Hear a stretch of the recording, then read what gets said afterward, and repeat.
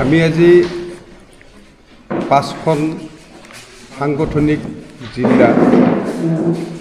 দৰং ওদালগুৰিৰ লগ হৈছোঁ। যোৱা লোকসভা নিৰ্বাচনত মংগলদৈ লোকসভা সমষ্টিৰ পৰা ভাৰতীয় জনতা পাৰ্টীৰ দলৰ পৰা দিলীপ শইকীয়া ডাঙৰীয়াক সাংসদ হিচাপে প্ৰজেক্ট কৰিছিল আৰু তেওঁক যেতিয়া সাংসদ হিচাপে টিকট দিছিলে তেতিয়া আমাৰ এই 5খন সাংগঠনিক জিলাক তেওঁৰ ঘৰত আমন্ত্ৰণ কৰি নি সেই সময়ৰ অশ্বিনী ৰায় চৰকাৰ বিধায়কৰ সাক্ষাতত আমাৰ লগত মৌখিক চুক্তি কৰিছিল। প্ৰতিখন জিলাত 10 লাখ টকাকৈ আন্তঃনিক গাঁথনিৰ কাৰণে পুঁজি আবণ্টন দিব আৰু তেখেত জয়ী হোৱাৰ পিছত সংসদত আমাৰ কোচ ৰাজবংশী জনগোষ্ঠীৰ জনজাতিকৰণৰ দাবী উত্থাপন কৰিব। লগতে দৰঙৰ মংগলদৈ চহৰত বিশ্ব মহাবীৰ চিলাৰায় প্ৰতিমূৰ্তি এটি স্থাপন কৰাৰ কথা কৈছিলে, কিন্তু তেখেত বিজয়ী হোৱাৰ পিছত আমাৰ চিলাৰায়ৰ প্ৰতি সাংসদত এবাৰো উত্থাপন নকৰিলে আৰু বীৰ লাচিত বৰফুকনৰ কথাহে তেওঁ সংসদত উত্থাপন কৰিছিল। আমি ধন্যবাদ জ্ঞাপন কৰিছোঁ লাচিত বৰফুকনৰ তেওঁ বিষয়ে উত্থাপন কৰাৰ কাৰণে, কিন্তু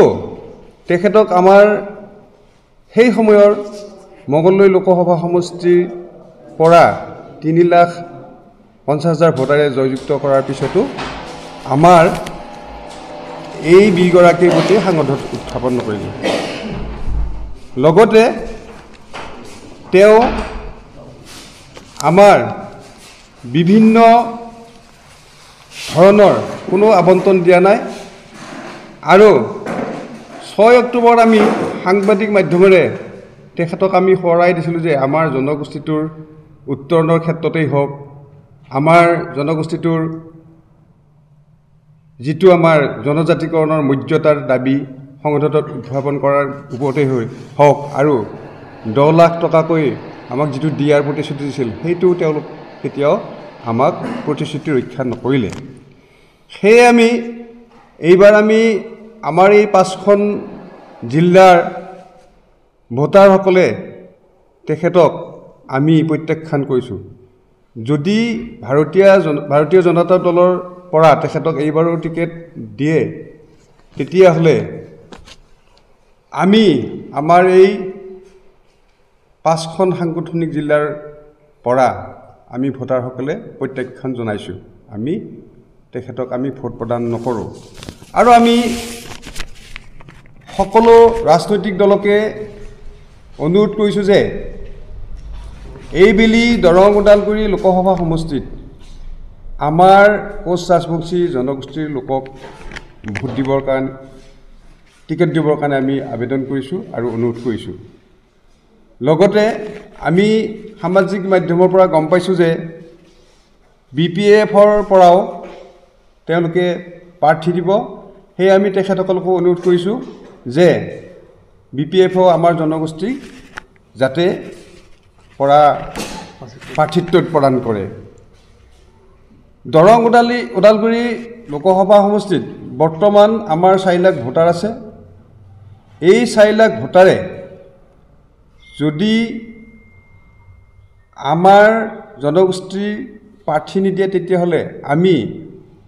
সিদ্ধান্ত গ্ৰহণ কৰিছোঁ যে আমি আমাৰ জনগোষ্ঠীৰ পৰা আমি যি দলে টিকেট দিয়ে তেখেতক আমি এককভাৱে আমাৰ যিবিলাক প্ৰতিশ্ৰুতিৰ পৰা তেওঁ বিচলিত হ'ল আমি সোঁৱৰাই দিছোঁ যে তেখেতে আমাক জিলাকেইখনক 10 লাখ টকাকৈ নিদিলে আৰু আমাৰ জনগোষ্ঠীৰ মাজত কোনো গাঁৱে ভূঞে হওক কোনো অনুদান নিদিলে। কিন্তু শেহতীয়াভাৱে দিলীপ শইকীয়া ডাঙৰীয়াই আমি যেতিয়া আমাৰ সংবাদ মাধ্যমেৰে আমি এটা দাবী দিছিলোঁ, তাৰপিছত তেওঁ বিভিন্ন ঠাইত বিভিন্ন অনুষ্ঠান প্ৰতিষ্ঠানত ক্ষুদ্ৰ ক্ষুদ্ৰ অনুদান দিছে কিন্তু আমাৰ এই 5খন জিলাৰ কোনো অঞ্চলতে কোনো অনুষ্ঠান কিংবা আমাৰ জিলাসমূহত অনুদান নিদিলে সেয়ে আমি এইবাৰ প্ৰত্যাখ্যান কৰিছোঁ যে আমি যদি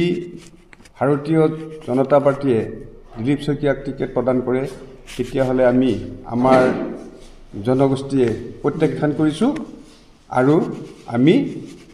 অন্য ব্যৱস্থা হাতত ল'ম। এইটোৰ ওপৰত আমাৰ ক'বলগীয়া আছে আমি বৰ্তমান আমাৰ তামোলপুৰ জিলাখন নতুন জিলা আমাৰ ইয়াতো বহুখিনি ভোটাৰ আছে প্ৰায় তামোলপুৰ জিলাত কমেও 45,000ৰ ওপৰ ভোটাৰ আছে